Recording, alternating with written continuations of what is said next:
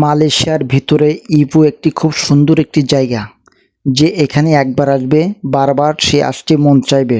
এখানে দূর দূরান্ত থেকে বিভিন্ন দেশ থেকে প্রতিনিয়ত মানুষ ছুটে চলে আসে এখানকার সৌন্দর্য উপভোগ করার জন্য। তাই তো আমরাও চলে আসলাম পাবলিক হলিডেতে।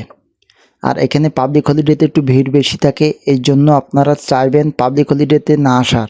তারপরও যারা মালয়েশিয়াতে কাজ করেন ফ্যাক্টরি কনস্ট্রাকশন সাইটে যেহেতু ছুটিছাটা থাকে না, এই জন্য আমরা যারা কর্মব্যস্ততা প্রবাসী তাদের তো পাবলিক হলিডে ছাড়া আসতে পারি না।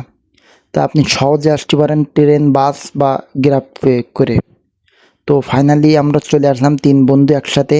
আর এখানে ঘুরে ঘুরে দেখতেছি প্রত্যেকটা স্পট ঘুরে ঘুরে হেঁটে হেঁটে। এখানে 5টা স্পট আছে, একই জায়গায় 3টা আর 2টা হচ্ছে পাশে। আমার কমেন্ট বক্সে আমি লোকেশন দিয়ে দেবো এখানকার লোকেশন। তো আমার কাছে খুব ভালোই লাগছে, ঘুরে ঘুরে দেখতেছি আর ছবি তুলতেছি। তো অনেক রোদ ছিল যার কারণে একটু কষ্ট হয়ে গেছে, এই জন্য ভিতরে এসে দেখতে পেলাম দোলনা।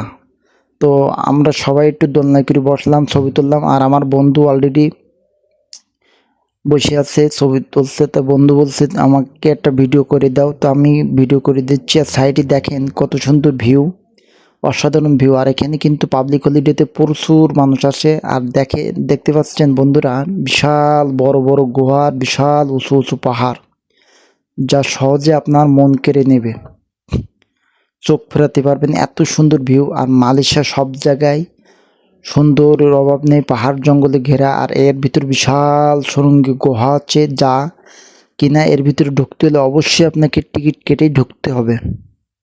জন প্রতি 12 রিঙ্গিত, আর লোকাল দ্বারা তাদের জন্য 7 রিঙ্গিত। যেহেতু আমরা ফরেনার, আর আমাদের কাছ থেকে 12 রিঙ্গিত করে নিয়েছে মালয়েশিয়ান টাকা। তো অলরেডি ভিতরে ঢুকলাম। আর ভিতরে দেখেন প্রচুর মানুষ, শুধু মেয়ে আর মেয়ে, যেদিকে তাকান মেয়ে। আর ঘোরাঘুরির পরে বেরোয় আসলাম, বেরোনোর পরে দেখতে পেলাম খুব সুন্দর একটা ভিউ। তাই ভাবলাম এখান থেকে একটা ভিডিও বানাই আর ছবি তুলি। ঘুরে ঘুরে অনেক কিছু দেখতে পাবেন।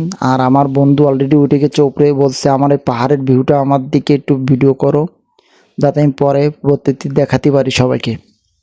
তো দেখেন আপনার মন ছুঁয়ে যাবে। আর এখান থেকে ছবি তুললে কিন্তু যাবে ফরেও। আর অলরেডি ঘোরার পরে আমরা বাসার উদ্দেশ্যে রওনা দিলাম। তো যাওয়ার সময় আমার রাস্তার সাইডে দেখতে পেলাম একটা বিল্ডিং, আর এখানকার ভিউটা আমার খুব ভালোই লাগছে, এর কারণে ছবি তুললাম। তো মালয়েশিয়ার সৌন্দর্যের অভাব